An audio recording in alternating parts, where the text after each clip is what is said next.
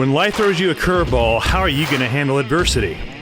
Welcome to the Fearless Mindset Podcast, where you're about to go on a journey as I interview security, business, and entertainment leaders on what it takes to stay fearless. I'm your host, Mark Ledlow, and enjoy today's episode. Hello, everyone. This is Mark Ledlow, the host of the Fearless Mindset Podcast, coming to you from the West Coast and taking a break from being on the Ledlow Security Circuit Tour across the country. And we have a new guest that has not been on the show before. And I thought it was fitting, being that we are in the podcast space, the security space, and she does high-level luxury lifestyle logistics coordinating with her company. And we bring to you Jennifer Laurence, not the actress, the actual professional. Thank you, Mark. Well, since you threw that one in, I have to open with an icebreaker. My name is Jennifer Laurence, like the actress. And when people ask me, oh, like the actress, you're like Katniss from the Hunger Games. And I have to say, well, I really am, because I do shoot archery. Do so you? I am the real Katniss Everdeen. I do. It is my golf. I love archery. Picked it up.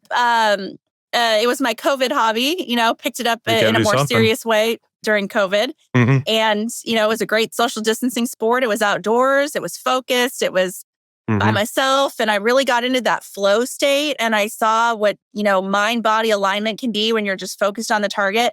And I had never done any kind of target shooting before. So I'm a target archer.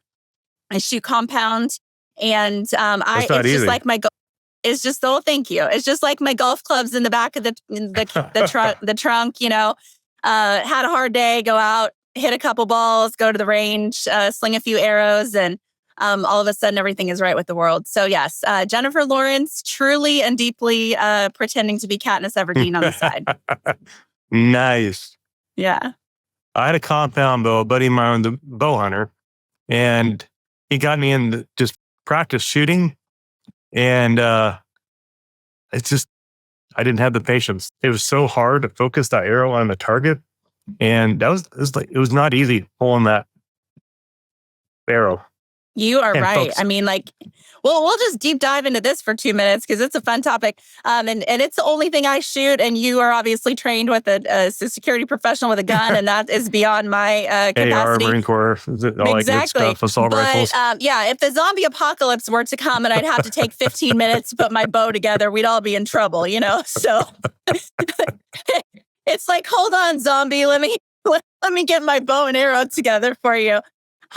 That's funny. But so compound archery is great. The difference between compound and recurve is that the cams on the top of the mechanism is what helps to hold the weight. Mm-hmm. And so when I was first getting into archery, I thought, as a Greek American, I'm going to be Greek of my people. I'm going to go to the classical, recurve bow, no mechanisms, what they shoot in the Olympics.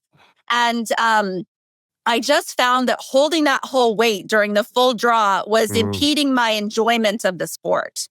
So I switched to compound, and compound you can pick your percentage of the let off. And so my draw is about, 37 pounds, 38 pounds, something like that. Olympic people are doing weight gals in my category are doing like 55 pounds. So, easy. I got to work up my muscles to get up to at least 40. So then that percentage of the let off will help hold the string for you once you get to that cam break. And then you're able to just focus your whole body and movements and eyesight on the target and things. But I recently went up to a new bow class, and between the weight of the bow in my arm and the longer axle to axle and the heavier draw weight, I was really struggling against every single variable. So that's the fun of it for me, is to be able to go to the range and just, it's self-competitive. I'm only competing against myself, and, adjust all my little micro movements to be able to, focus on the target. And if I get on the paper, it's a good day. So how many yards have you been at bullseye? What's the farthest distance for bullseye for you?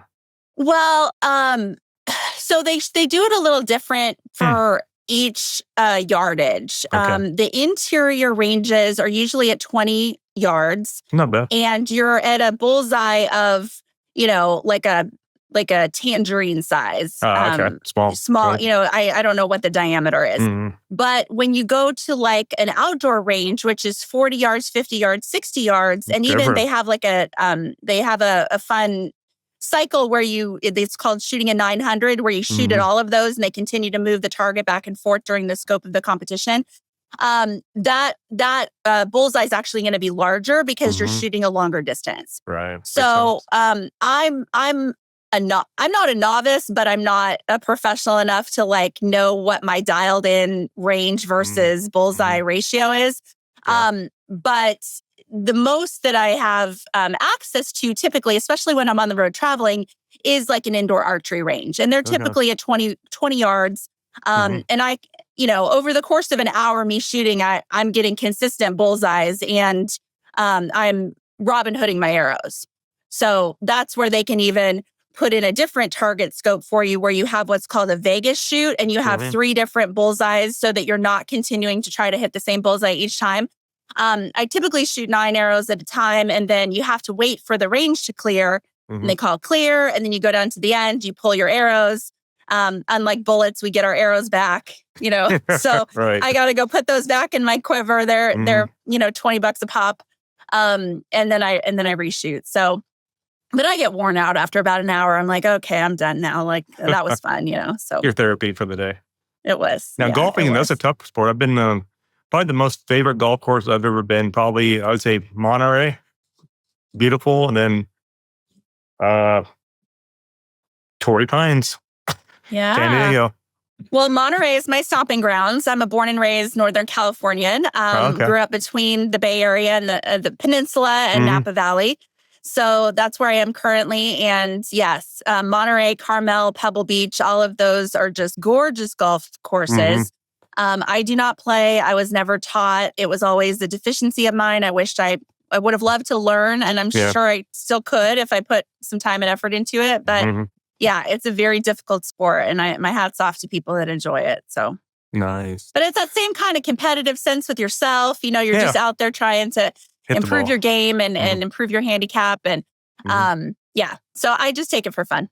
There you go. You have to have an outlet in this crazy industry that you're in, that I'm in, where it's not all logistics, support, operational, staffing, exec protection agents on an estate, or you get a call from your client, I need a jet. I'm going from DC to Spain. Can you hook me up? Blah, blah, the stuff that you do on a daily basis. Tell us what is the world looking like right now? Because there's a lot of wealth, a lot of new money coming out, and your phone must be on like 24/7. You probably don't sleep much. Thank you. I don't sleep much. I think this is a great segue to tell your audience a little bit more about who I am and what I do, and explain how our consultancies align and how we can interface as 2 subject matter experts in a different capacity, but also really, we're there to serve the client overall for their estate operations. So I'm an estate management consultant. I serve the high net worth individual in their homes to help them run their properties more effectively. And I'm essentially an operational generalist. I help the client unpack all of the complexities of their operations across every management silo. And I'm looking at 3 things. I'm looking at the logistics of the spread of their lifestyle. I'm looking at the standard operating procedures that it's going to take to articulate that lifestyle spread and their preferences. And I'm also looking at the unique care needs of the family management and how their values, who they are as people, their personalities, how they want to rear their children, the next generation, et cetera. That's the living, breathing heartbeat of what we do. We're serving individuals in their homes, and it's a very close, personable working relationship. Unlike commercial hospitality that is created for, the general public in commercial hospitality, you can have 5-star service, but it's not personalized to the extent that residential luxury estate management is. And so that's the difference, is that we run things very, very high level for the clients and the families that we support. And we're always trying to ascertain that 5-star service as if it were a hotel. But the complexities of our owners' lifestyles are such that we have to go into every nuance of their life from their families to their vehicles to what they own, their properties.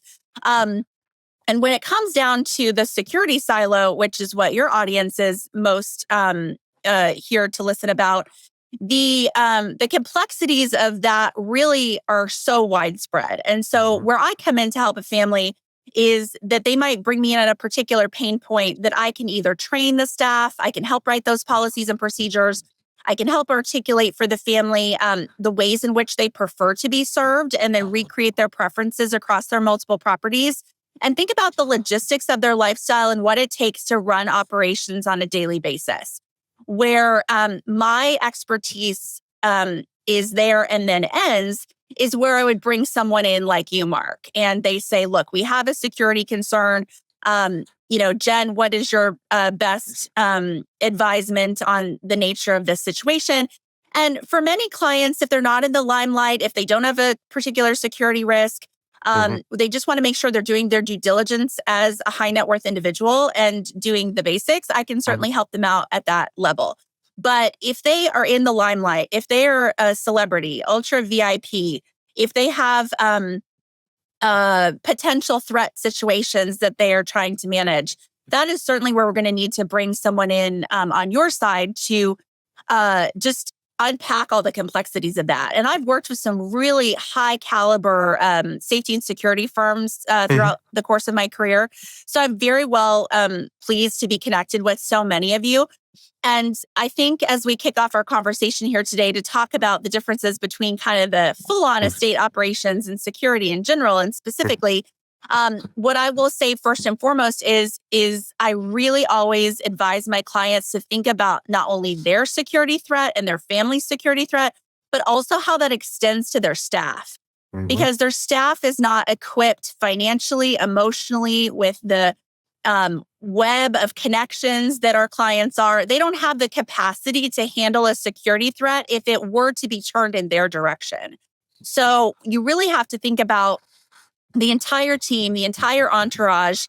If Taylor Swift's publicist is going to be photographed with her going to the restaurant, well, now Taylor Swift's publicist is in the limelight, So her name's Tree Payne, if you're not familiar with the Swiftie culture.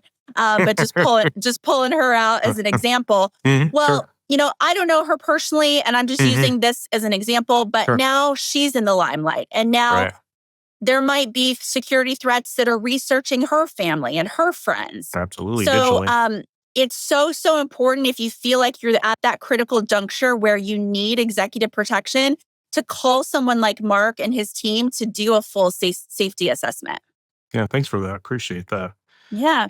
And I see the big issue I see is the high net worth, the top 1%, high public profile. They just don't like their bubble. Like nobody, do I want a bunch of strangers protecting me? No. I want my bubble to be my bubble. And we're humans, we like our independence. So the struggle I see is, I know I wouldn't want a bunch of people outside my driveway watching my driveway. Some stranger that's hired is that's just an infringement on your privacy. That's just normal. And then if you're at that level, you're top 1% earner. This example, you're Zuckerberg or Elon Musk or, Jeff Bezos. You have to live in a world where you have to have privatized Secret Service on you at all time because of the risk. 100%. 100%. So I'll speak to that privacy, confidentiality, uncomfortableness that you're talking about. The private services world, or estate management world, as we'll call it, is a nuanced and complex work environment. It is their home, but it is your place of business as a professional that's providing a service to these employers. And everything is on display when they open their doors to private security and private service professionals, when they're opening that circle of trust, as you call it, to bring those people in. And so it's uncomfortable for the owners and the workers at the same time. To your point, they don't want people encroaching upon their space. They don't want people to feel like they're always being watched. Well, that happens with any staff title. If you bring in a nanny or a housekeeper into the inner workings of your family, all of a sudden you feel watched, right? Because Mr. and Mrs. are having a conversation in the kitchen, and all of a sudden nanny and housekeeper are overhearing this private personal conversation, and you have to delineate the lines of professionalism in a very close, personable working environment.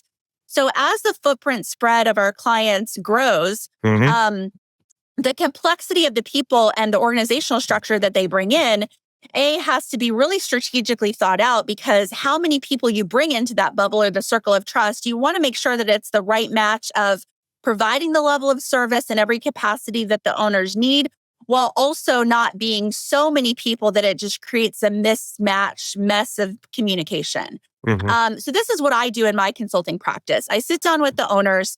I say, tell me about your lifestyle. Tell me how you want to be served. What are the pain points? What are the challenges? Where do we need to hire internal staff? Where do we need to hire vendors? And where do we need to hire subject matter experts such as security, which are kind of, in my opinion, a hybrid of the two. Absolutely. And I'll kind of delve into that a little bit because I think it's important for your audience. An internal staff member who's paid on W-2 are going to be in the inner workings of the family's life and reporting directly to the family. They are taking care of all the details of their various, personal endeavors. A vendor or, a luxury goods and service provider is invited in only to the information that they need and only to their particular silo of subject matter expertise. These are the people like art curators, wine enthusiasts, cigar humidor installers, hobby subject matter experts, luxury goods and service providers, even architects, interior designers, florists, all these people that do keep in contact with their clients personally because they want to make sure that they're getting direction on their artistic endeavors, because that is something that they have to get buy-in from, the owners directly on. But then they're only in one particular lane.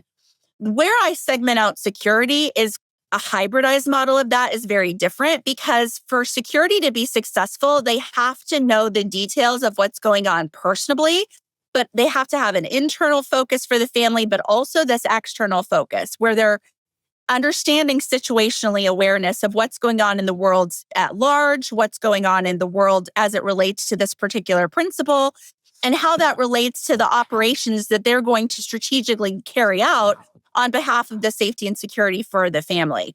So this is where I want to really make sure that we position safety and security in its own unique category.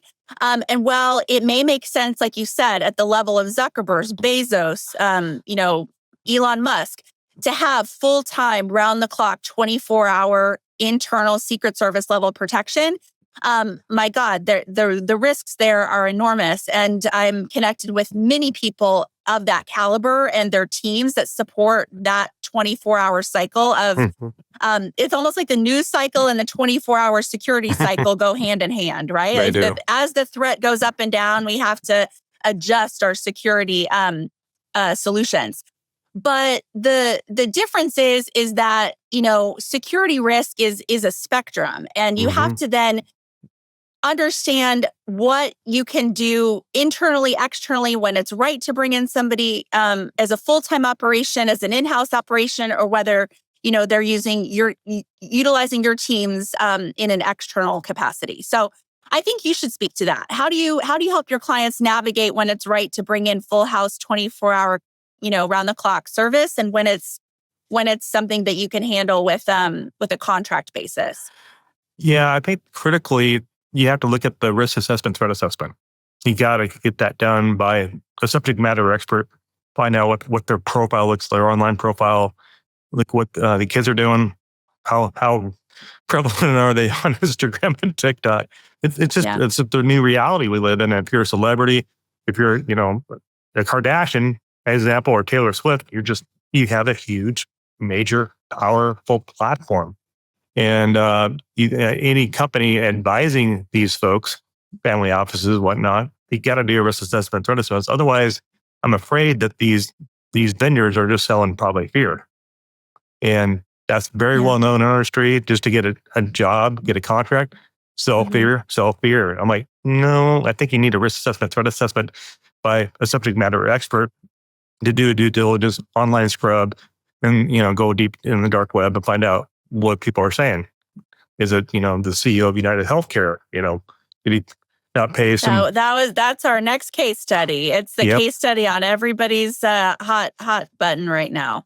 Yeah. And so did the board tell you to have security, but you didn't want it because you're from Texas and you wear a sidearm wherever you go in your truck and you have a rifle in the back? Or I think we have to break cultural barriers. And, you may be, alpha personality, but, if you truly have an X on your back and you're representing a multi-billion-dollar brand, you got to be protected. And I think I think the younger generation's accepting it because they're realizing how crazy, if you live online enough or see stuff online going on, that's, the guy that shot Brian. I mean, he's like, I had a girl on who's a hairstylist in Texas said, he's like an Avenger. I'm like, what? And she said that in a podcast. She's like, everybody in my generation looks at him as a superhero. Because it's well documented, unfortunately. It's very widely reported on that this new phenomenon of social justice advocacy at this dire level, so I don't want to comment on that further. I think that there's plenty of news outlets that have done a good job of unpacking the complexities of the psychological implications of that. Absolutely. However, it is very much a real threat for every single client that we serve. Every single client that we serve is of a notable industry, a thought leader, business leader in their own capacity in some respect or another. And whether they earned their wealth or whether they inherited their wealth, they're still a risk at some level. And so, I've had this conversation with clients on the front end where they didn't feel like they were a risk. They said, we can go out to a restaurant. Nobody knows who we are. You have to figure out where our wealth is from and it's kind of buried and we live a very low key lifestyle. I'm like, that's fine, but you're already making mistakes because your last name is on the telephone bill. So every time I look up your great point address, I know who lives in that multi-million-dollar mansion. So it's not just the shooters. It's not just the risk assessment for what's going on in the world. It's how you set up your utility bills. It's how you set up your LLCs and your shell companies and your trusts and all of this that plays out into the safety and security data that is so prevalent. Every single data point that you put out your name on is ultimately a weak point for threat mitigation. Wow, you just put a flashlight on the soft spots on shell companies, and that's why they have general counsel. Their job is to hide those assets and trust. And now having an attorney in house for us, now I realize why the top 1% have attorneys, and their job is to protect that interest and put that stuff in trust in shell companies, and that's what they're really good at. And like you said, all you have to do is pick up a phone bill. Like, it's not that hard. It is not that hard. And so this particular client, every utility was in their last name. Every car title was in their last name. They made their dinner reservations in their last name. And I'm like, Mr. and Mrs., where do we start? Okay. Like, this is right. You don't get to make your dinner reservations in your last name anymore. Like, the world is too rich in data. Absolutely. That, who's to say that they can't data mine your last name by driving down the street and looking at the address on your mansion. They figure out your last name. They compare it to the open table reservations for the steakhouse dinner you're going at tonight that you frequent. And all of a sudden, we have a disaster waiting to happen. Protected intelligence. That's the new era of security.